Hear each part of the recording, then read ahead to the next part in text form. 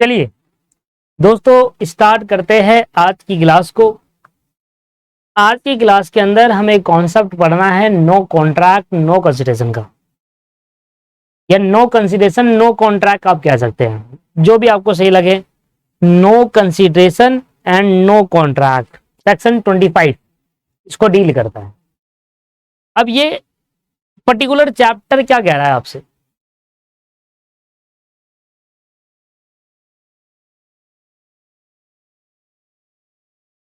देखिए, no consideration no contract का क्या मतलब है। कहता है अगर किसी एग्रीमेंट के अंदर आप कंसिडरेशन नहीं रखते, किसी भी कॉन्ट्रैक्ट के अंदर अगर कंसिडरेशन नहीं है तो वो फिर कॉन्ट्रैक्ट वॉइड बन जाएगा। किसी भी कॉन्ट्रैक्ट के अंदर कंसिडरेशन अगर नहीं होगा तो फिर वो वॉइड बन जाएगा, क्योंकि एसेंशियल एलिमेंट मिस है ना। सेक्शन 10 में हमने क्या सीखा था? एसेंशियल एलिमेंट सीखे थे, जिसके अंदर हमने कहा था कि कंसिडरेशन, लॉफुल कंसिडरेशन भी होना जरूरी है किसी भी कॉन्ट्रैक्ट के अंदर। अगर एक भी एसेंशियल एलिमेंट मिस हो जाता है तो फिर वॉइड बन जाता है। वॉइड का मतलब क्या बताया था? वॉइड का मतलब बताया था कि अगर कभी आप ऐसा कॉन्ट्रैक्ट कर रहे हो जो वॉइड है तो इनफोर्सिबिलिटी खत्म हो जाती है। कॉन्ट्रैक्ट तो कर सकते हैं बट अगर कोई डिस्प्यूट आ जाएगा तो फिर केस नहीं कर पाएंगे आप, जज साहब आपकी सुनेगा नहीं, इनफोर्सिबिलिटी पूरी तरीके से खत्म हो जाती है। तो यहां पर आज की इस वीडियो में, आज की इस क्लास के अंदर मैं आपको क्या बता रहा हूं कि ऐसे कोई कॉन्ट्रैक्ट जिनके अंदर कंसिडरेशन नहीं होता उनको वॉइड कॉन्ट्रैक्ट कहते हैं। बट कुछ ऐसे कॉन्ट्रैक्ट है, कुछ ऐसे एग्रीमेंट है जिन एग्रीमेंट के अंदर अगर कंसिडरेशन नहीं भी हुआ तब भी वो वैलिड माना जाएगा। जनरल रूल क्या कहता है हमारा एक जनरल रूल है दोस्तों। जनरल रूल कहता है, सिंपल मैं आपको शुरू से ही ये बताते हुए आया हूं कि हमारा एक जनरल रूल है। वो हमें क्या कहता है? वो कहता है भाई किसी भी एग्रीमेंट के अंदर, किसी भी कॉन्ट्रैक्ट के अंदर जब कंसिडरेशन नहीं होता तो वो वॉइड बन जाता है, क्योंकि एसेंशियल एलिमेंट होता है कंसिडरेशन। और सेक्शन 10 यही कहता है आपको सारे एसेंशियल एलिमेंट सेटिस्फाई होने चाहिए किसी भी कॉन्ट्रैक्ट को वैलिड बनाने के लिए। तो ये कॉन्सेप्ट लाया गया। और कॉन्सेप्ट नंबर सेक्शन 25 में क्या बताया गया, सुनो। सबसे पहले कहता है, क्या लिखा हुआ जरा पढ़िएगा एक बार। An agreement without consideration is void. अगर मैं कहूं कि किसी एग्रीमेंट के अंदर कंसिडरेशन नहीं है तो फिर वो वॉइड माना जाएगा, और इसको लैटिन वर्ड में कहा जाता है, सुन लो नाम, नूडो पैक्टो नॉर ओरितुर एक्शन। क्या कहा जाएगा? नूडो pacto nor oritur action. नूडो pacto nor oritur action ये कहा जाता है लैटिन वर्ड में। याद रखिएगा, लैटिन वर्ड में कहीं लिखा हो नूडो पैक्टो नॉर ओरितुर एक्शन। इसका मतलब क्या है? इसका मतलब है नो कंसिडरेशन नो कॉन्ट्रैक्ट। ठीक है, किसी भी कॉन्ट्रैक्ट के अंदर अगर कंसिडरेशन नहीं होगा तो फिर वो वॉइड बन जाएगा। तो फिर ये पर्टिकुलर सेक्शन में हमें क्या पढ़ना है सर? इस पर्टिकुलर सेक्शन में हमने क्या पढ़ना है? थोड़ी सी जनरल बातें कर लेते हैं। कॉन्ट्रैक्ट में से कंसिडरेशन हटा दोगे तो पूरा कॉन्ट्रैक्ट क्या बन जाएगा? वॉइड बन जाएगा। General rule is the ex nudo pacto nor oritur action. याद रहेगा Latin word ex nudo pacto nor oritur action. इसका मतलब क्या है? इस लैटिन वर्ड को अगर मैं इंग्लिश में बोलूं, क्या मतलब है? N agreement made without consideration is void. पहले तो जनरल रूल समझो। जनरल रूल कहता है किसी भी एग्रीमेंट के अंदर अगर कंसिडरेशन नहीं होगा तो फिर वो वॉइड एग्रीमेंट या फिर वॉइड कॉन्ट्रैक्ट बन जाए, राइट। बट सेक्शन 25 यहां पर लाया गया, सेक्शन 25। सेक्शन 25 ने इस जनरल रूल को बना दिया एक्सेप्शन। और what is the meaning of exception? Exception का मतलब होता है कि जो जनरल रूल कहता है ना कि कॉन्ट्रैक्ट के अंदर कंसिडरेशन नहीं होगा तो वॉइड बन जाएगा, पर सेक्शन 25 कहता है कुछ ऐसे कॉन्ट्रैक्ट है, कुछ ऐसे एग्रीमेंट है जो हम सेक्शन 25 के अंदर बता रहे हैं, अगर ये वाले कॉन्ट्रैक्ट, ये वाले एग्रीमेंट अगर आप करते हैं और उस कॉन्ट्रैक्ट एग्रीमेंट के अंदर कंसिडरेशन नहीं है तब भी वो वैलिड कॉन्ट्रैक्ट या एग्रीमेंट माना जाएगा। तो सेक्शन 25 ने ऊपर वाले रूल को एक्सेप्शन में डाल दिया, ऊपर वाले रूल का एक्सेप्शन बता दिया कि हाँ वैसे तो जनरली किसी कॉन्ट्रैक्ट के अंदर अगर कंसिडरेशन नहीं है तो वो वॉइड है, बट कुछ हम लिस्ट बता रहे हैं। अगर इन कॉन्ट्रैक्ट या इन एग्रीमेंट के अंदर कंसेशन नहीं होगा तब भी वो वैलिड माना जाएगा। इसको कहते हैं एक्सेप्शन। उस रूल को एक्सेप्शन में, उस रूल का एक्सेप्शन क्या बोला, इनको छोड़कर बाकी सारे, क्या बोला, जो लिस्ट हम बता रहे हैं, जैसे कि पहली लिस्ट हमने बताई नेचुरल लव एंड अफेक्शन, दूसरी लिस्ट हमने बताई आपके प्रॉमिस टू पे, time बैरेड dept, promise to pay, compensating of pass voluntary service, creation of agency, ये जो लिस्ट हम बता रहे हैं आपको, 7 हमने कॉन्ट्रैक्ट बताए, 7 हमने एग्रीमेंट बता रहे हैं, हम आपको 7 एग्रीमेंट दे रहे हैं। इन एग्रीमेंट को छोड़कर जनरल रूल अप्लाई होगा, इनमें जनरल रूल अप्लाई नहीं होगा। जनरल रूल क्या है, किसी भी कॉन्ट्रैक्ट के अंदर कंसेशन नहीं है तो फिर वो वॉइड है। पर अगर आप ये वाले कॉन्ट्रैक्ट करते हैं, अगर आप ये वाले एग्रीमेंट करते हैं सेक्शन 25 में जो दे रखे हैं, तो वो एग्रीमेंट के अंदर अगर कंसिडरेशन नहीं भी है, कॉन्ट्रैक्ट के अंदर अगर कंसिडरेशन नहीं भी है, तब भी वो वैलिड माने जाएंगे। तो सेक्शन 25 को क्या बताता है, वो जनरल रूल का एक्सेप्शन बताता है। क्या इतनी बात आपको समझ में आई?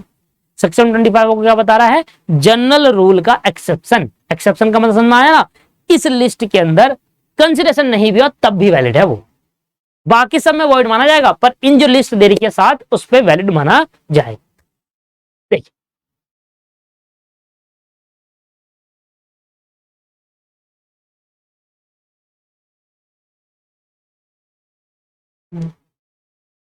क्या कहता है, कहता है general rule is ex nudo pacto nor और इथोरेक्शन।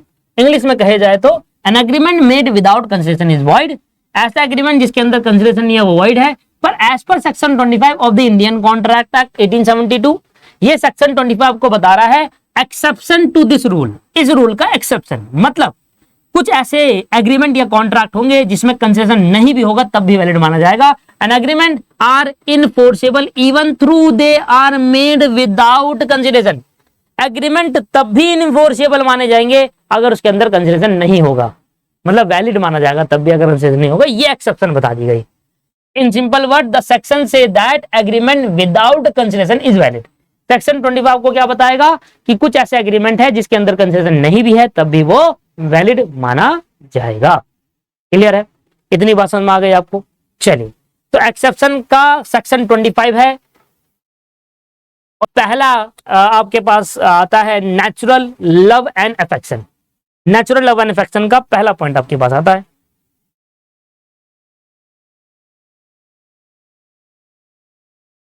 चलिए, पहला पॉइंट आपको मैं बताता हूं एग्जांपल के साथ।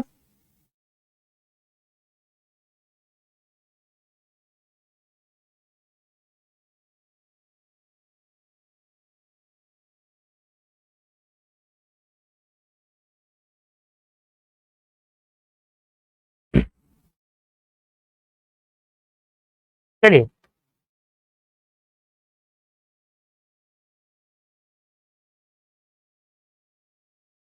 मान लो संदीप पंडित, संदीप पंडित, मान लो संदीप भाई एक बार गए किसके पास, अपने पापा के पास।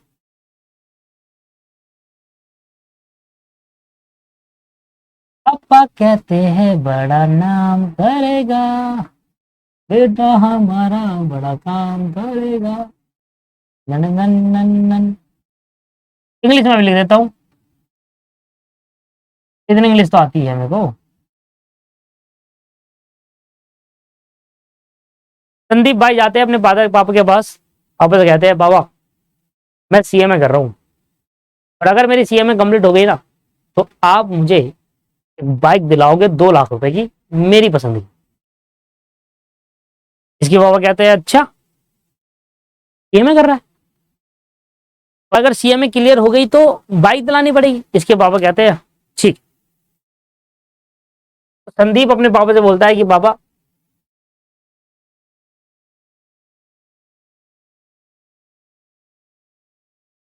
संदीप अपने पापा से बोलता है कि पापा सीएमए क्लियर करने के बाद आप मुझे 2 से 2.5 लाख की बाइक दिलाएंगे और ये हमारे बीच में एक एग्रीमेंट रहा।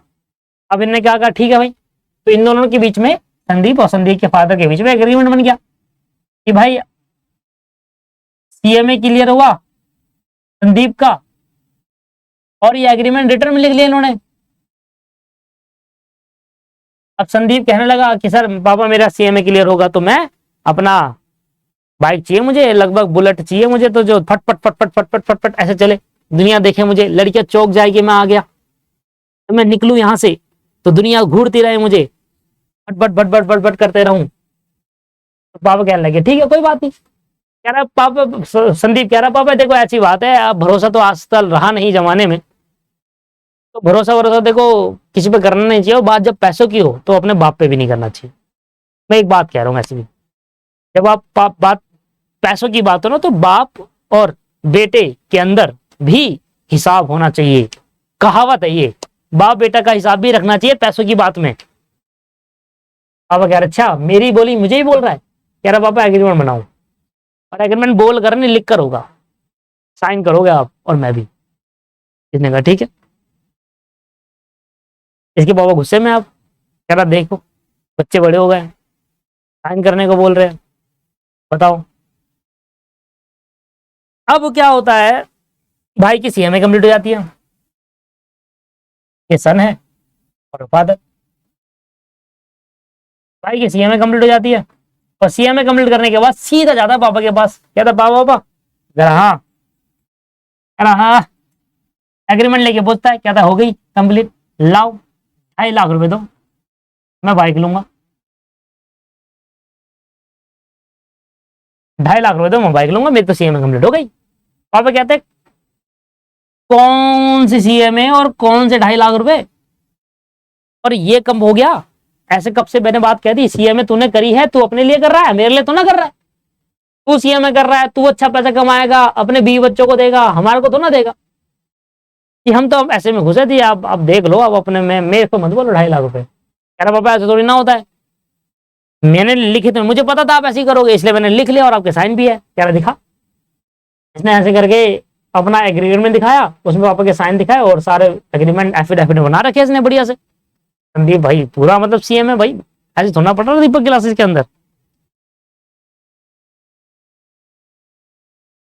अब संदीप पापा कह रहा है भाई जाना, अभी दूं, लाऊं भी लठ, लाऊं भी झाड़ू, बताता चले जाऊंगा, रुकूंगा भी नहीं। संदीप कह रहा है ऐसे नहीं होता, केस कर दूंगा मैं। पापा अंदर चले गए वाइपर लेने,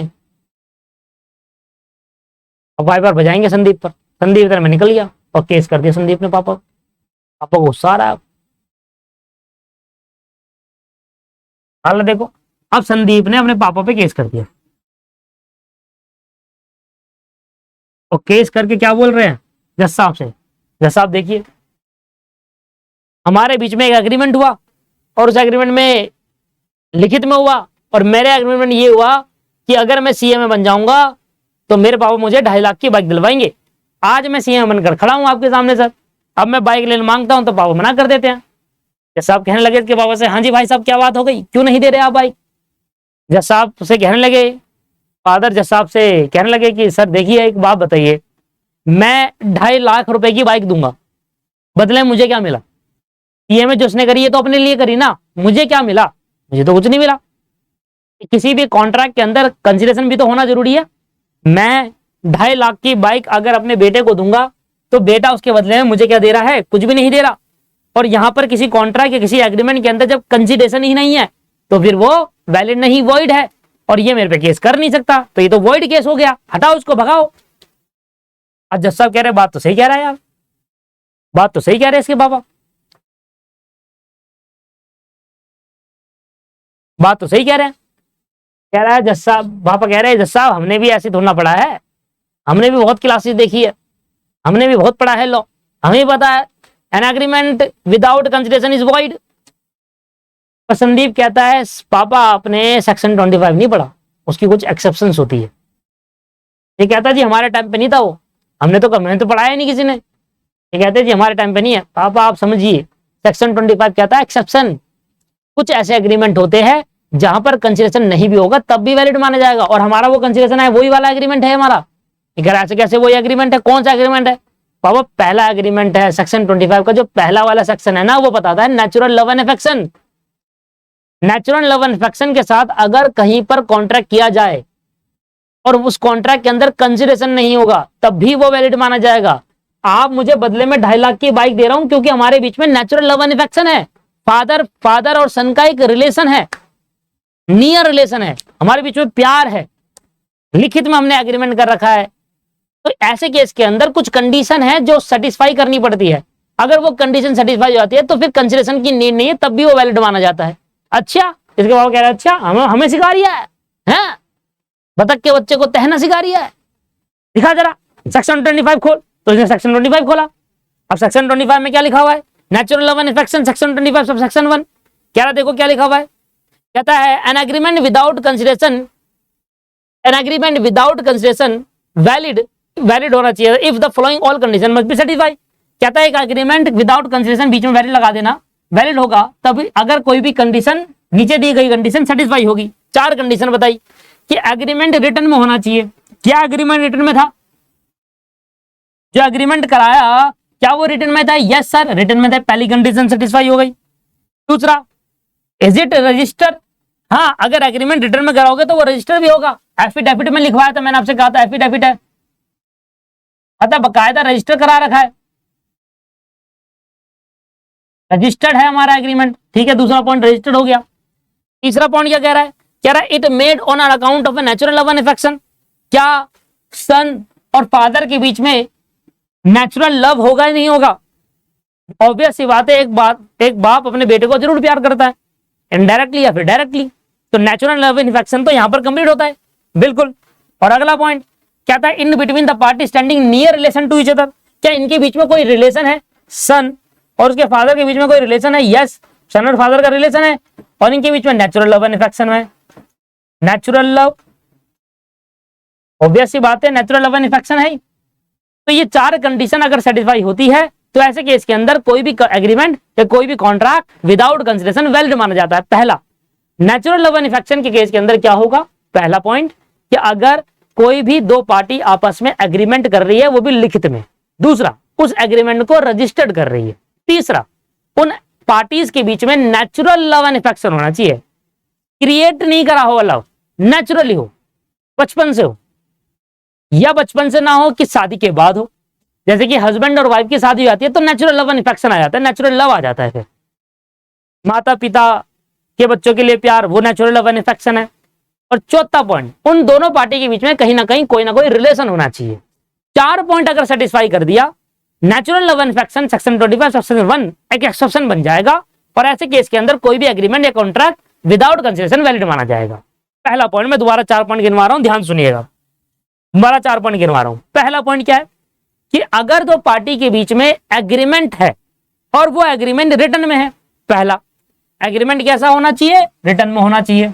याद रखिएगा, अगर एग्रीमेंट रिटर्न में है और वो एग्रीमेंट को रजिस्टर्ड करा रखा है, मतलब कैसे रजिस्टर होता है? एफिडेविट, एक लीगल डॉक्यूमेंट में कर लो। उन पार्टीज के बीच में नेचुरल लव एंड अफेक्शन हो, उन पार्टी के बीच में लव एंड अफेक्शन हो। और चौथा, उन दोनों पार्टी के बीच में कहीं ना कहीं नियर रिलेशन होना चाहिए, उन दोनों पार्टी के बीच में कहीं ना कहीं रिलेशन होना चाहिए। अगर किसी भी एग्रीमेंट या किसी भी कॉन्ट्रैक्ट के अंदर ये 4 पॉइंट चारों के चारों सेटिस्फाई होते हैं, चारों होने चाहिए, एक भी मिस कर गया तो कंडीशन खत्म। चारों सेटिस्फाई करते हैं, नियर रिलेशनशिप होना चाहिए, नियर रिलेशन होना चाहिए, चारों सेटिस्फाई करते हैं, तो ऐसे केस के अंदर किसी भी कॉन्ट्रैक्ट के अंदर या किसी भी एग्रीमेंट के अंदर अगर कंसिडरेशन नहीं भी है तब भी वो वैलिड माना जाएगा। तो ऐसे केस के अंदर जो फादर है, संदीप और संदीप के फादर, इन दोनों ही पार्टीज के बीच में नियर रिलेशन था, रिटर्न में था, एफिडेविट मतलब रजिस्टर करा रखा है, रिटर्न में है, नियर रिलेशन है दोनों पार्टी के बीच में, सन और फादर का, और नेचुरल लव एंड अफेक्शन है, तो कंडीशन सेटिस्फाई होती है। और ऐसे केस के अंदर फादर को 2.5 लाख की बाइक दिलानी होगी, इस कंपेयर में कि उसको बदले में कुछ नहीं मिलेगा फादर को। क्योंकि फादर तो एक ही बात पे अटके थे कि सर अगर मैं 2.5 लाख की इसको बाइक दिला दूं तो मेरी तरफ से तो कंसिडरेशन के बाद चले गया, मेरे पास क्या आएगा? तो सेक्शन 25 सबसेक्शन 1 की एक्सेप्शन में यह वाला केस कंसीडर होता है, और वहां पर फादर को बाइक दिलानी होगी, जबकि फादर कुछ डिमांड नहीं कर सकते कंसिडरेशन की। लो जी, ये हमारा था पहला पॉइंट। आया समझ में? ये नहीं आया? चलिए तो पहला वाला केस समझ में आया आपको, नेचुरल लव एंड अफेक्शन वाला, कि नेचुरल लव एंड अफेक्शन के केस के अंदर 4 बातें अगर सेटिस्फाई हो जाती है तो ऐसे एग्रीमेंट जो नेचुरल लव एंड अफेक्शन से बने, ऐसे कॉन्ट्रैक्ट जो नेचुरल लव एंड अफेक्शन से मिले, उसमें अगर कंसेशन नहीं भी है तब भी वो वैलिड माना जाएगा। नेचुरल लव होना चाहिए। क्या फादर, क्या संदीप अपने पापा को प्यार नहीं करता होगा? यस करता होगा। क्या उसके फादर संदीप को प्यार नहीं करते होंगे? करते होंगे। That is called natural love. आइए इसके रिलेटेड मैं केस पढ़ाने जाता हूं आपको, और उस केस का नाम क्या है जरा देखेंगे एक बार। केस पढ़ते हैं और इस केस स्टडी को ध्यान से समझते हैं। केस स्टडी का नाम क्या है? इधर केस स्टडी रेफर करते हैं। केस स्टडी का नाम है राजलुकी देवी वर्सेस भूतनाथ मुखर्जी। राजलुकी देवी वर्सेस भूतनाथ मुखर्जी इस केस का नाम है। इस केस को मैं ओरली आपको पढ़ाता हूं। बड़ा सिंपल सा केस है, ध्यान समझिएगा, क्योंकि लिखित में टाइम लग जाता है और ओरली मैं आपको समझाऊंगा सरल भाषा में, तो आप अच्छे से समझ पाएंगे इस चीज को। चलिए, तो केस लॉ हम पढ़ रहे हैं, बहुत अच्छा केस है, और ये केस लॉ का जो रेफरेंस दिया जाता है वो इसी नेचुरल लव एंड अफेक्शन वाले केस में दिया जाता है। राजलुकी देवी एंड भूतनाथ मुखर्जी। राजलुकी देवी जो थी वो वाइफ थी और भूतनाथ मुखर्जी जो थे वो हस्बैंड थे। ध्यान समझिएगा केस को, ठीक है? अगर आप लिखना चाहे तो लिख सकते हैं। राजलुकी देवी और भूतनाथ मुखर्जी ने दोनों ने लव मैरिज करी, ठीक है? लव मैरिज करने के बाद इसमें क्या हुआ कि कुछ टाइम तो अच्छा रहा, सही रहा। शुरू शुरू में तो देखो लव मैरिज तो चलती चलती है, फिर बात में होता है लड़ाइया। बात में होती है लड़ाइया, क्योंकि जब बात करने को खत्म हो जाता है, अब बाबू खाना खाया, सोना खाना खाया, ये कब तक चलेगा? कब तक वो बर्दाश्त कर सकता है एक आदमी, है ना? नहीं कर सकता भाई, बर्दाश्त नहीं कर सकता। वो पहुंचेगा तब फोन करेगा, मैं पहुंच गया, हाँ मैं निकल गया, तब फोन करेगा। तो बहुत सारी चीजें होती है, वो नहीं कर सकता बर्दाश्त। अब वो यही हो रहा था, यही हो रहा था। राजलुकी देवी बेचारी परेशान करने लगी। यह तो देखो मैं अपने एंड से ऐड कर रहा हूं, ऐसे तो कुछ है नहीं। एक्चुअल फैक्ट क्या थे कि राजलुकी देवी और भूतनाथ मुखर्जी दोनों हस्बैंड वाइफ थे, जिसमें राजलुकी देवी वाइफ थी और भूतनाथ मुखर्जी हस्बैंड है। कुछ टाइम बाद लव मैरिज चली, लव मैरिज थी इनकी। कुछ टाइम बाद इनके बीच में आए डिस्प्यूट्स, लड़ाई झगड़े होने लगे, और ऐसे केस के अंदर दोनों ने एक साथ रहने से मना कर दिया कि अब हम एक साथ नहीं रहेंगे। डिवोर्स फाइल नहीं करा, बट एक साथ नहीं रहेंगे। तो राजलुकी देवी अपने मायके चली गई, वो अपने घर हो लिया। अब भूतनाथ मुखर्जी तो अपने घर थे ही, वो अपने मायके निकल गई, कह रहे मैं अपनी मम्मी के साथ रहूंगी। और दोनों के बीच में डिवोर्स नहीं हो रखा। मैं आपको फिर पॉइंट हाईलाइट कर रहा हूं कि डिवोर्स नहीं है, और इनके बीच में प्यार खत्म सही हो गया। अब भाई एक पर्सन, एक हस्बैंड एक वाइफ, दोनों आपस में नहीं रहना चाहते, डिवोर्स नहीं ले रहे पर रहना नहीं चाहते एक दूसरे के साथ। लड़ाइयां बहुत झगड़े हो रहे हैं, हर 5 मिनट में लड़ाई हो रही है। वो कुछ बोल रहा है तो इरिटेट हो रही है अगली पर्सन, वो अगली पर्सन कुछ बोल रही है तो इरिटेट हो रहा है अगला पर्सन। तो ऐसे में इन्होंने डिसाइड करा कि हम दोनों अलग अलग रहेंगे। और ऐसे में राजलुकी देवी ने कहा भूतनाथ को कि मैं तो अब अपने वाइफ मदर के वहां रह रही हूं, तो ऐसे केस के अंदर मेरा जो रहने खाने का होगा वो कैसे रहेगा? अब भूतनाथ मुखर्जी ने प्रॉमिस करा कि तू अलग रह और मैं तेरे को हर महीने 50,000 पाउंड देता रहूंगा, मैं तेरे को हर महीने 50,000 पाउंड दूंगा और तू वहीं रह, यहां मत आ, ठीक है? तो इन बात पे राजलुकी देवी एग्री होगी, पर भरोसा नहीं था इस वजह से सॉरी कोई आ गया था। हाँ, मैं ये था कि अब भूतनाथ मुखर्जी ने क्या करा सर? प्रॉमिस करा। भूतनाथ मुखर्जी ने प्रॉमिस करा राजलुकी देवी को कि मैं तेरे को हर महीने 15,000 पाउंड दूंगा और तू अपना खाना पीना बढ़िया से ऐश करो, कोई दिक्कत वाली बात नहीं। ने कहा ठीक है, और ये वाली कंडीशन इन्होंने रिटर्न में लिख ली थी। तो कंडीशन पहली क्या हुई? पहले क्या करा इन्होंने कि भाई जो भी इनके बीच में डिस्प्यूट हुआ उससे ये दोनों अलग हुआ, डिवोर्स नहीं हुआ, पर एक रिटर्न में और रजिस्टर करा लिया, रिटर्न में लिखा प्लस रजिस्टर करा लिया, रजिस्टर करा लिया कि वही 50,000 पाउंड हर महीने हस्बैंड भूतनाथ मुखर्जी किसको देगा? अपनी वाइफ राजलुकी देवी को देगा। अब सुनिए, अब राजलुकी देवी, भूतनाथ मुखर्जी ने राजलुकी देवी को तो कुछ टाइम तक 50,000 पाउंड दिया और बाद में रिफ्यूज कर दिया कि भाई मैं नहीं देने वाला, अब कुछ पाउंड मैं क्यों तू भाई पैसे, तू बदले मुझे क्या दे रही है, इसके बदले में कुछ भी नहीं। अब भूतनाथ मुखर्जी क्या कह रहा है राजलुकी देवी से कि भाई मैं 50,000 पाउंड नहीं दूंगा, क्योंकि मैं 50,000 तो दे रहा हूं, बदले मुझे कुछ नहीं मिल रहा। एक तरफ से तो कंसिडरेशन है पर दूसरी तरफ से कंसिडरेशन है ही नहीं। राइट। तो ऐसे केस के अंदर राजलुकी देवी ने कहा ऐसे कैसे नहीं देंगे, हमने लिखित में है, रजिस्टर करा रखी है, सारी बातें लीगल डॉक्यूमेंट में है, तो ऐसे कैसे नहीं दोगे। वो कह रहा नहीं दूंगा, जो करना है वो कर ले। अब इसने केस कर दिया राजलुकी देवी ने भूतनाथ मुखर्जी। तो जिस पर्सन का नाम पहले होता है वो पर्सन केस करता है, प्लेंटिफ कहते हैं उसे, और जिस पर्सन का नाम बाद में होता है वो होता है डिफेंडेंट, जिसपे केस किया जाता है। ठीक है, तो राजलुकी देवी ने ये केस करा कि यहां पर रिटर्न और लिखित में लिखा गया है कि भैया प्रॉमिस करा गया है, और प्रॉमिस करा था कि 50,000 पाउंड पर मंथ देंगे, रिटर्न में है, रजिस्टर्ड है। पर अब भूतनाथ मुखर्जी देने से मना कर रहा है, भूतनाथ मुखर्जी देने से मना कर रहा है कि हाँ नहीं दूंगा मैं ये वो। तो ऐसे केस के अंदर राजलुकी देवी ने केस कर दिया। अब केस करके जज साहब ने बुलाया, भाई क्यों नहीं दे रहे। तो भूतनाथ मुखर्जी ने कहा कि सर सिंपल सी बात है, किसी भी एग्रीमेंट या कॉन्ट्रैक्ट के अंदर तभी वो वैलिड माना जाता है जब एग्रीमेंट के अंदर दोनों तरफ से कंसिडरेशन हो ना। मैं तो 50,000 पर 1000 दे रहा हूं, बदले मुझे कुछ भी उसके बदले में कंसिडरेशन नहीं मिल रहा। राइट। भूतनाथ राजलुकी देवी कह रही है सर ये वाला जो हमारा केस है वो नेचुरल लव एंड अफेक्शन के एक्सेप्शन में आता है, और ऐसे केस के अंदर जब नेचुरल लव एंड अफेक्शन होता है तो ऐसे केस के अंदर कंसिडरेशन नहीं भी होगा तब भी वैलिड माना जाएगा, और मैं इस पे केस करके रिवॉर्ड मांग सकती हूँ अपना। अब नेचुरल लव एंड अफेक्शन की 4 कंडीशन थी, बताओ कौन कौन सी। पहली, रिटर्न में होना चाहिए। दूसरी, रजिस्टर्ड होना चाहिए। तीसरी, नियर रिलेशन होना चाहिए। अब बताओ क्या इन्होंने वो 50,000 का जो एग्रीमेंट बनाया वो लिखित में था? यस सर, पहली कंडीशन सेटिस्फाई। क्या वो रजिस्टर्ड था? यस सर, दूसरी कंडीशन सेटिस्फाई। क्या राजलुकी देवी और भूतनाथ मुखर्जी के बीच में नियर रिलेशन है? यस, ये एक हस्बैंड वाइफ है, डिवोर्स नहीं हुआ था, मैंने आपको हाईलाइट करके बताया कि ये एक दोनों हस्बैंड वाइफ है, तो नियर रिलेशन भी है यहाँ पर। क्या तीसरी कंडीशन सेटिस्फाई हो रही है नियर रिलेशन वाली? यस, तीसरी कंडीशन सेटिस्फाई हो रही है। तो कौन सी नहीं हो रही इसमें? Sir natural love and affection. अब इनके बीच में नेचुरल लव जो था शादी के टाइम पर खत्म हो चुका है। अब भूतनाथ मुखर्जी ना तो अपनी वाइफ को प्यार करते हैं और वाइफ ना ही भूतनाथ मुखर्जी अपने हस्बैंड को प्यार करते, तो इनके बीच में नेचुरल लव एंड अफेक्शन अब खत्म हो गया। जबकि फादर और सन के बीच में जब मैंने आपको कहानी सुनाई थी अभी, तो फादर अपने सन को अभी भी प्यार करते हैं और सन अपने फादर को अभी भी प्यार करता है। ऐसे केस के अंदर राजलुकी देवी ना ही हस्बैंड को लव एंड अफेक्शन है इनके बीच में, और ना ही भूतनाथ मुखर्जी का लव एंड अफेक्शन राजलुकी देवी पर है। तो यहाँ पर 4 में से 3 कंडीशन तो सेटिस्फाई है, रिटर्न है, रजिस्टर है, नियर रिलेशन है हस्बैंड वाइफ का अभी भी, पर प्यार खत्म हो गया है। प्यार होता दोस्तों तो ये केस थोड़ा करती और ये अलग थोड़ा रहते। आप खुद ही सोचो, जब ये प्यार होता इनके बीच में है, अभी भी प्यार होता, तो ये अलग कौन रहता? कोई नहीं रहता। अलग रहने की वजह ये था कि प्यार खत्म हो चुका है, डिस्प्यूट होने चालू हो रहे हैं, लड़ाई झगड़े हो रहे हैं। तो ऐसे इन केस के अंदर राजलुकी देवी और भूतनाथ मुखर्जी के अंदर नेचुरल लव एंड अफेक्शन जो हमारा 34वां पॉइंट है वो नहीं था, उसके मिसिंग होने के कारण ये एग्रीमेंट वॉइड हो गया और इसके अंदर भूतनाथ मुखर्जी जीत गया। और क्यों जीता?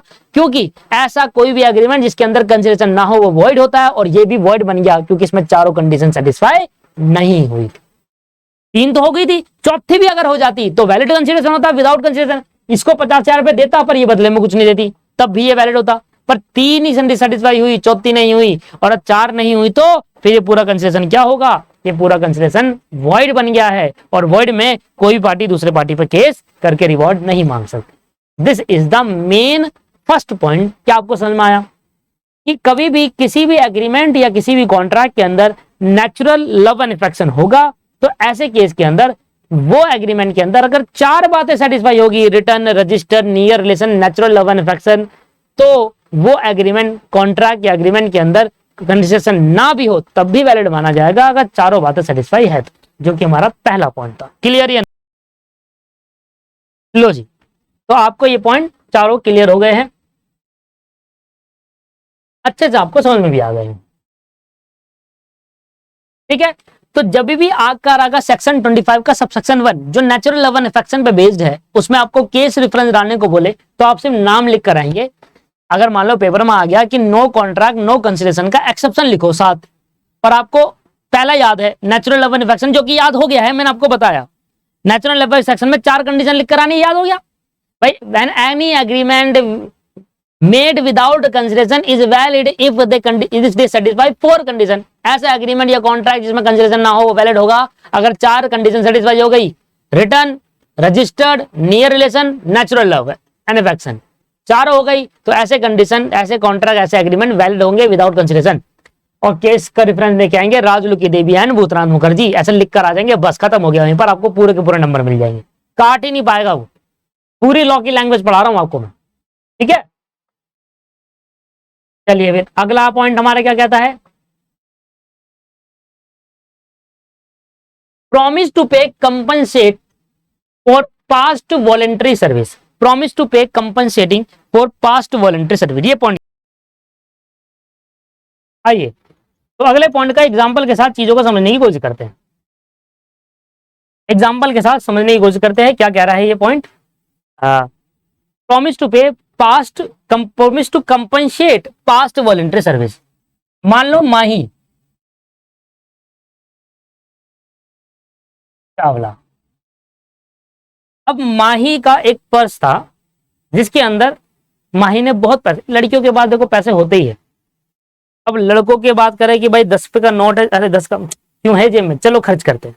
लड़कियां संभाल के रखती है पैसों को, कहीं भी कोई भी चीज सामान हो उसको यूज कर सकती है, कुछ अपना ब्यूटी पार्लर का सामान लाना है वो ला सकती है। पर लड़का 5 रुपए अगर जेब में होंगे तो कहेगा अरे 5 रुपए, चलो आओ गोलगप्पे खाने चले, कुछ तो 5 कुछ तो आ ही जाएगा, समोसा खाते एक एक वाले। तो माही का पर्स मान लो गिर गया कहीं, अब पर्स में पैसे तो होंगे, अब ये पर्स मिल गया मान लो किसको, प्रशांत। अब ये पर्स प्रशांत को मिल गया, प्रशांत ने पर्स उठाया, और प्रशांत बड़ा ईमानदार लड़का है, पर्स उठाते ही पहले खोला है पर्स इसने और देखा है कि पैसे कहां पर है। इसने नहीं खोला, यहाँ तो कार्ड है, यहाँ भी कार्ड है, ब्यूटी पार्लर का कार्ड, इसका कार्ड, उसका कार्ड, ये डेबिट कार्ड, ये पैसे तो है ही नहीं थे। प्रशांत ने पर्स खोला, बिल्कुल कोने में एक एक के 3 सिक्के पड़े हुए थे। उसने कहा क्या करा जाए, इसने कहा देखिए यार मैं तो बहुत ईमानदार हूं और मैं ये पर्स करूंगा वापस, मैं ये पर्स वापस करूंगा। अब इसका एक पर्स के अंदर एक कार्ड था जिसमें माही का नंबर था, कह रहा चलो नंबर तो मिला यस। माही, अब माही को कॉल घुमाता है, माही को कॉल घुमाता कि माही यार मुझे आपका पर्स मिला है और ये पर्स मुझे आपको लौटाना है। देखिए बहुत ईमानदार हूं मैं, ऐसा तो नहीं मैं किसी के पर्स देखो देखता भी और मैंने खोला भी नहीं है इसको, ऐसे का ऐसी था गिरा हुआ मुझे मिला और मैंने इसको नहीं खोला, मैंने इसमें इतना खोला कि आपका जिससे कांटेक्ट नंबर मिल सके और मैंने आपको कॉल करके बता रहा हूँ जी पर्स यहाँ है। अब माही ने कहा धन्यवाद प्रशांत जी, आपने मेरा पर्स ढूंढा है। अब प्रशांत ने माही को एक जगह पर बुलाया कि अच्छा यहाँ मिल जाते हैं मार्केट जगह पर, मैं आपको आपका पर्स दे दूंगा। तो प्रशांत ने बुलाया माही को, माही आई, पर्स पकड़ाया माही को, माही ने थैंक यू बोला, थैंक यू भैया। प्रशांत का मुंह लटक गया बेचारे का, भैया बोल दिया। इसने कहा यार तो नंबर जो मिला था अब क्या करूं उसका मैं, कहा ये तो गलत बात हो गई, चलो जी बोल दिया तो बोल दिया, अब क्या कर सकते हैं। और माही ने पता क्या कहा, माही ने कहा कि मैं प्रॉमिस करती हूँ मैं तुम्हें 2000 रुपए दूंगी। तो माही ने खोपच में पता नहीं किसी कोने पे 2000 का नोट निकाल कर रखा, कहती मैं आपको प्रॉमिस करती हूँ कि आपने मेरे बदले वर्ष दिया है तो आप मुझे 2000 रुपए देंगे, आप मुझे 2000 रुपए दूंगी, मैं ऐसा प्रॉमिस कर रही है माही। किसको कर रही है, प्रशांत को, क्योंकि उसने पर्स ढूंढ कर दिया है, प्रशांत को नहीं मिला।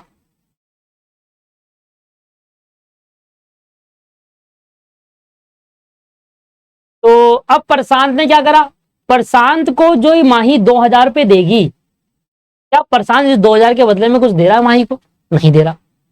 बताइए क्या प्रशांत और माही के बीच में जो एग्रीमेंट बना, क्या बना एग्रीमेंट सर, एग्रीमेंट ये बना है कि प्रशांत ने उसका पर्स ढूंढा, अपनी इच्छा से ढूंढा, माही ने नहीं बोला था ऐसा कि पर्स ढूंढ के लाओ तो नाम में 2000 रुपए दूंगे, ऐसा तो नहीं बोला माही ने। माही ने क्या बोला, माही ने कुछ भी नहीं कहा। अगर ऐसा लिखा होता कि माही बोलती कि मैं अगर कोई मेरा पर्स ढूंढ के लाएगा तो उसको मैं 2000 का रिवॉर्ड दूंगी, तो ऐसे केस के अंदर तो चलो बनता है कि रिवॉर्ड। यहां तो माही ने, प्रशांत ने माही को माही ने कुछ भी नहीं बोला था, प्रशांत अपनी इच्छा से, वॉलेंट्री कहते हैं, अपनी इच्छा से, क्या कहते हैं, वॉलेंट्री, अपनी इच्छा से पर्स ढूंढा और माही को दे दिया। तो ऐसे में माही प्रॉमिस करती है कि मैं आपको इसके बदले में मैं आपको 2000 रुपए देना चाहूंगी क्योंकि आप मेरा पर्स ढूंढ के लाए, बट यहां पर जो पर्स दिया जा रहा है अपनी इच्छा से दिया जा रहा है, अपनी इच्छा से दिया जा रहा है। इसके बीच में एक्सपेक्ट नहीं करा जा रहा कि यहां पर कुछ पैसे मिलेंगे, है ना। ये एक्सपेक्ट नहीं किया जा रहा प्रशांत से कि हाँ यार पर्स ढूंढ के लाऊं तो कुछ तो बनता है यार अपना, ऐसे एक्सपेक्ट नहीं किया जा रहा। तो यहां पर जो एग्रीमेंट इन दोनों के बीच में हुआ कि इसने अपनी इच्छा से पर्स ढूंढ के लाया, तो ये एक्सपेक्ट नहीं कर रहा था कि साथ में मुझे कंसेशन भी मिले कि भाई पर्स दूंगा तो पैसे मिलने चाहिए तभी दूंगा, अदरवाइज नहीं दूंगा, ऐसा नहीं। और माही जो 2000 रुपए दे रही हो वो अपनी इच्छा से दे रही है, वो भी ये नहीं कह रही कि नहीं कहीं रिवॉर्ड का कहीं लिखा हुआ है। तो ऐसे केस के अंदर इनके बीच में जो एग्रीमेंट बना है विदाउट कंसिडरेशन है, कोई दोनों एक दूसरे से एक्सपेक्ट नहीं कर रहे कंसिडरेशन के लिए, तब भी ये वैलिड माना जाएगा, तब भी ये वैलिड माना जाएगा। पॉइंट नंबर 2 कहता है promise to pay promise to compensate for past voluntary service. इसको काट दीजिए आप। प्रॉमिस टू पे और कंपनसेट का मतलब एक ही हुआ। Promise to compensate for past voluntary service. Past voluntary service का मतलब क्या हुआ? प्रशांत ने जो पर्स ढूंढ कर लाया वो पास्ट में ढूंढा ना उसने, प्रशांत ने आज दिया, पर्स ढूंढा था उसने पर्स, पास्ट में जो वॉलंटरी सर्विस दी उसके बदले में माही क्या कर रही है? प्रॉमिस कर रही है कि मैं आपके इसके बदले में पे करूंगी। तो ऐसे में ये वैलिड कंसिडरेशन माना जाएगा। Agreement without consideration is enforceable.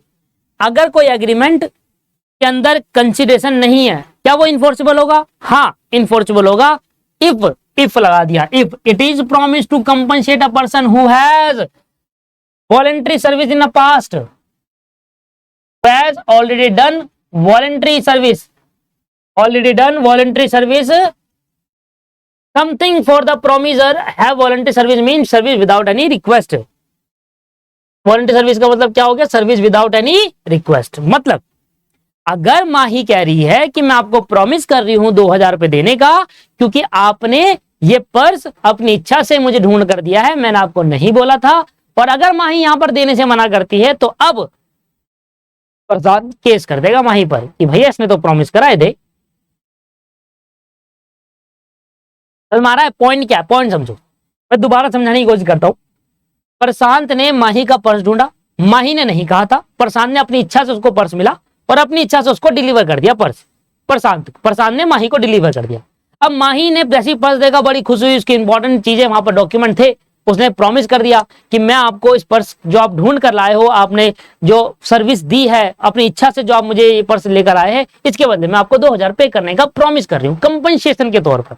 वैसे तो कोई लिखा नहीं था कि रिवॉर्ड देना ही है, पर अपनी इच्छा से उसने कहा कि मैं दे दूंगी, मैं प्रॉमिस कर रही हूं। ऐसे उसने प्रॉमिस करा मींस एग्रीमेंट बन गया इनके बीच में, एक तरीके का प्रॉमिस करा तो मींस एग्रीमेंट बन गया कि मैं प्रॉमिस कर रही 2000 रुपए दूंगी। अब प्रशांत माही को कहते हैं कि आप प्रॉमिस करा था आपने 2000 रुपए देने का। माही कहती है कौन, कहां से बात कर रहे, नंबर कैसे मिला, ऐसे कहने लगी। प्रशांत कह रहा है ये तो गलत बात है, आपने प्रॉमिस करा था 2000 रुपए देने के लिए, अब आप मना कर रहे हो देने से, मैं तो आप पे केस कर दूंगा। माही कहने लगी अच्छा केस कैसे कर दोगे? केस करने के लिए एग्रीमेंट का होना जरूरी है, एग्रीमेंट में कंसिडरेशन का होना जरूरी है। मैंने आपके लिए आपको 2000 दूंगी तो आप मुझे बदले में क्या दोगे? कुछ भी नहीं। आपने जो पर्स ढूंढा उसका तो वो तो वॉलंटरी है, उस पर तो कोई मिलता ही नहीं। मैं तो नहीं बोला था आपको मेरा पर्स ढूंढने के लिए, आपको 2000 रुपए मैं क्यों दूं? आप इस 2000 के बदले में मुझे क्या दे रहे हो?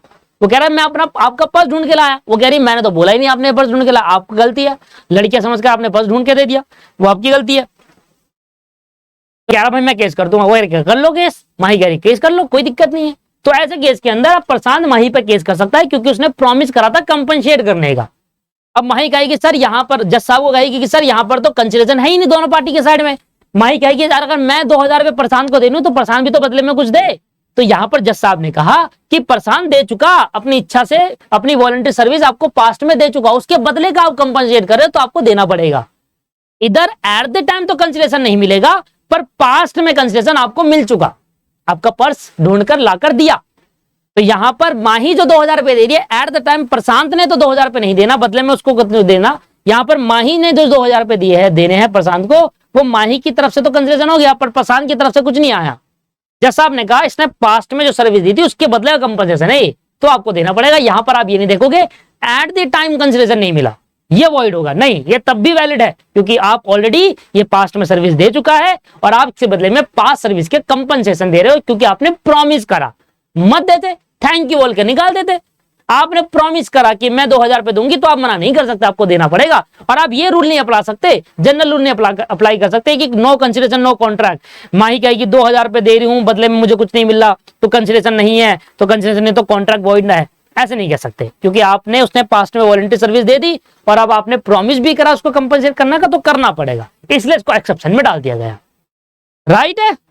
तो मान लो कभी आपका पर्स मिला, कभी आपको किसी का पर्स मिला, आपने उसका पर्स उसको डिलीवर कर दिया, अब वो आपसे कह रहा है कि मैं आपको इसके बदले में 500 रुपए देने को रेडी हूं, मैं प्रॉमिस करता हूं, और बाद में वो मना कर दे, तो आप उस पर केस कर सकते हो as per this section 2 subsection 2 के हिसाब से, सेक्शन 25 सबसेक्शन 2 के हिसाब से केस कर सकते हो, क्योंकि उसने प्रॉमिस करा आपकी पास वॉलंटरी सर्विस पे कंपनसेट करने का। ये डाल दिया गया एक्सेप्शन में, कंसिडरेशन नहीं है यहाँ पर, आपको वो पैसे देगा उसके बदले में आप कुछ नहीं दे रहे, आपने तो अच्छा से करा था अपना काम, उसके बदले में आप एट द टाइम कुछ नहीं दोगे, बट फिर भी आप केस कर सकते हो, विदाउट कंसिडरेशन वैलिड बना देगा, इसको एक्सेप्शन में डाल देगा।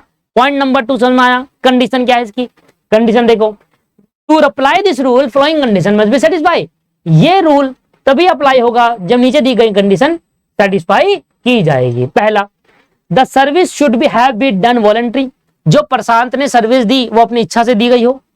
दूसरा, the service should have been done for promisor, promisor जो प्रशांत ने अपनी सर्विस दी वो किसके लिए दी, माही के लिए दी, प्रोमिजर के लिए दी। The service must have been existent at the time when the service has done, the service must have been existent, नहीं, the promisor must have been existent at the time when the service was done, promisor आएगा service की जगह, service की जगह पर क्या आएगा, प्रोमिजर। जो प्रोमिजर है, जो प्रॉमिस कर रहा है, वो उसका एग्जिस्टेंस होना चाहिए जब आप सर्विस दे के आए हो। The promisor must have been an existent at the time of when the service has done, जब सर्विस हो गई थी, जब सर्विस हो गई थी। माही का एग्जिस्टेंस होगा ना जब उसका पर्स खो गया होगा, माही तो होगी ना कहीं ना कहीं अपने घर पे हो या कहीं पर, माही तो होगी जब उसका पर्स खो गया होगा, तो जब उसने उसका पर्स ढूंढा तो माही का एग्जिस्टेंस था, प्रोमिजर का एग्जिस्टेंस था। तीसरी कंडीशन। और चौथी, जो भी सर्विस पास्ट में हुई वो लीगल है, the service render must be legal, वो इलीगल नहीं थी। पर्स ढूंढना कोई लीगल थोड़ना है, इलीगल थोड़ना है, लीगल है। पर्स ढूंढना कोई इलीगल नहीं है दोस्तों, क्या है, लीगल। चलिए तो एक बार और मैं बता देता हूं, ये कंडीशन ध्यान सुन लो। ये वाला रूल जो क्या है, promise to compensate for past voluntary service, इस वाले रूल को आप तभी अप्लाई कर पाओगे जब ये 4 कंडीशन सेटिस्फाई होगी। पहली कंडीशन क्या है कि जो भी पर्सन सर्विस दे रहा है उसने अपनी इच्छा से दी गई हो, जैसे कि प्रशांत पर्स ढूंढ कर लाया तो प्रशांत ने अपनी इच्छा से पर्स ढूंढ कर लाया, वॉलंटरी सर्विस होनी चाहिए। दूसरा, जिस पर्सन को सर्विस दी जा रही है, मतलब सर्विस जो दी जा रही है वो किसी प्रोमिजर को दी जा रही है, जैसे कि प्रशांत पर्स ढूंढ कर लाया था, वो किसके लिए लाया था, माही के लिए लाया था, तो सर्विस किसको दी जा रही है, तो service should be have been done voluntary, service जो दी जाएगी वो वॉलंटरी होगी। किसको दी जाएगी, प्रोमिजर को।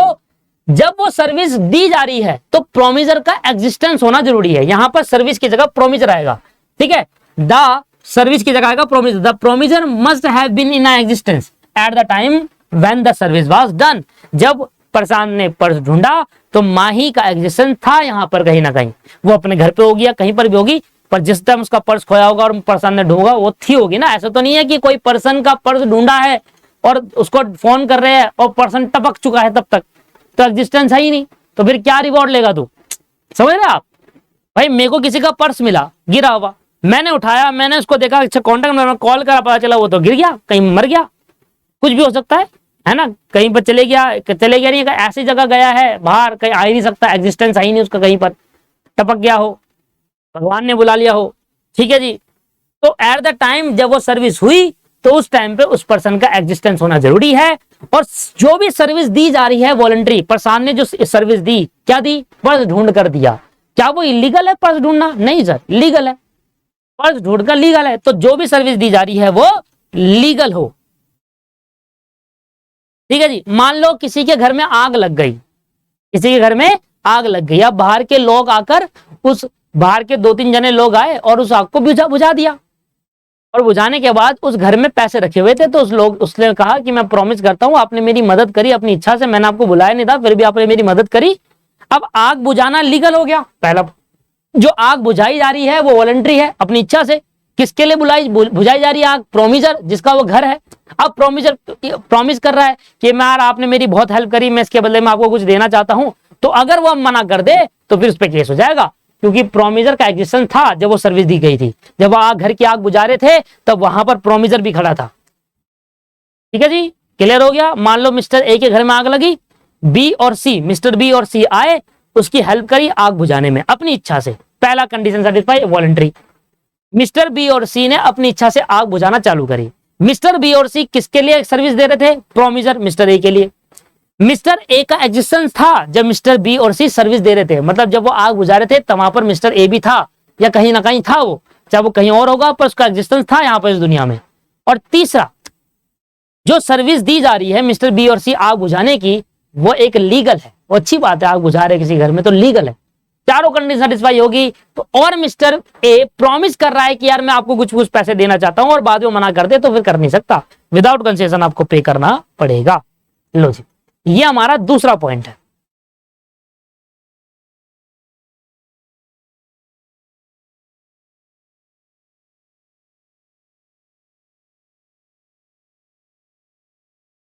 समझ में आ गया दूसरा पॉइंट? क्लियर हो गया। अब अगला पॉइंट है प्रॉमिस टू पे टाइम बैरिड, बैरिड डेब्ट, ये भी गलत लिखा हुआ है स्पेलिंग। तीसरा है क्रिएट ऑफ एजेंसी, पांचवा है, छठा है और सातवां। ये सारे के सारे मैं आपको नेक्स्ट क्लास में कराऊंगा। नेक्स्ट क्लास में ये पर्टिकुलर खत्म हो जाएगा आपके पास concept. No consideration no contract का, नो कॉन्ट्रैक्ट नो कंसिडरेशन का कॉन्सेप्ट नेक्स्ट क्लास में खत्म हो जाएगा।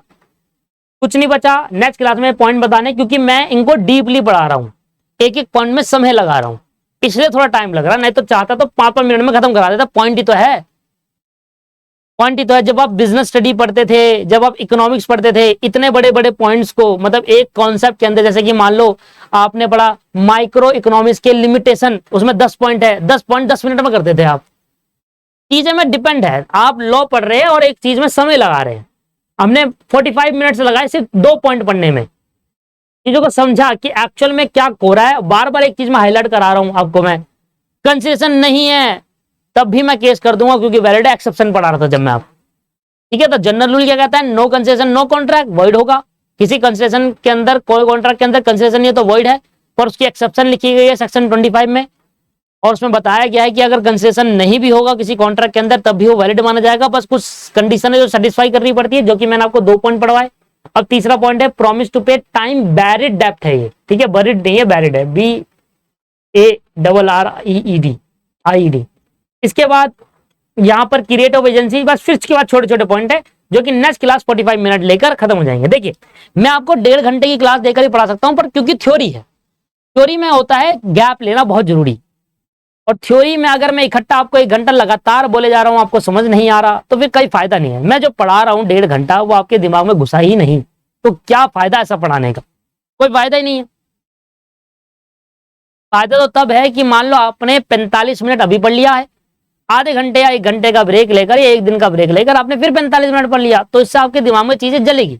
और जो आपने 2 घंटे में कंप्लीट करा है वो आपके दिमाग में ज्यादा बैठेगा एग्जैक्टली 1 घंटा लगातार पढ़ने से। मैं आपको 1.5 घंटा लगातार पढ़ाऊंगा, इतने दिमाग में नहीं घुसेगी, जबकि 1 घंटा करके ब्रेक लेके पढ़ोगे तो ज्यादा चीज समझ में आएगी।